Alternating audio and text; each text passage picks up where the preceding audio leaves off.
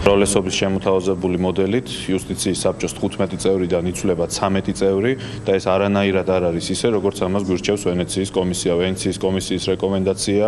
პოლიტიკური ცვლილებები არ შეეხოს საბჭოს არჩეულ წევრებს. ამიტომ სრულიად მიუღებელია ცვლილებები იმ ნაწილში, რომელიც ეხება მოსამართლეების მიერ არჩეული მოსამართლეების შეცვლას, იმიტომ რომ ვინც არ უნდა იყოს საპარლამენტო უმრავლესობაში, პატივი უნდა სცეს მოსამართლეთა კონფერენციის გადაწყვეტილებას და არ შეიძლება ამ ადამიანების შეცვლა, რაც შეეხება საბჭოს წევრების მეორე ნაწილს, ეგრეთ წოდებულ პოლიტიკურად დანიშნულ წევრებს, სადაც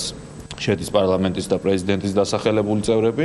აქ ბუნებრივია ჩვენ მზად ვართ გადავდგათ შევხვედრი კონსტრუქციული ნაბიჯი და ვისაუბროთ სხვადასხვა მექანიზმებზე, მათ შორის განვიხილოთ უმრავლესობის შემოთავაზებული მექანიზმიც, მაგრამ მე კიდევ ერთხელ ხაზს უსვავ, ეს არის მცირე ნაწილი იმ შეუსაბამობის მოსაგვარებლად, რომელიც არსებობს უმრავლესობის ხედვას და ვენეციის კომისიის რეკომენდაციას შორის. ძირითადი ნაწილი ამ შეუსაბამობის უკავშირდება იმას, რომ არ შეიძლება მოსამართლეთა მიერ არჩეული მოსამართლეები იქნენ გადაყენებული პარლამენტის გადაწყვეტილებით, სწორედ ეს არის ძირითადი უთანხმოების საკითხი და ის მექანიზმი, რომელიც შემოგთავაზა უმრავლესობამ, ამ უთანხმოებას ვერ აგვარებს. ამიტომ ჩვენი პოზიცია მარტივია, ვენეციის კომისია ეწინააღმდეგება საბჭოს შეცვლას პოლიტიკური პრინციპით, 15 წევრიდან 13 წევრის შეცვლა არანაირად არ არის ვენეციის კომისიის რეკომენდაციის გათვალისწინება და ამ გაუთვალისწინებლობამ შეიძლება საქართველოს ძალიან ცუდი საერთაშორისო შედეგი მოუტანოს. ამიტომ მოდით დავსხდეთ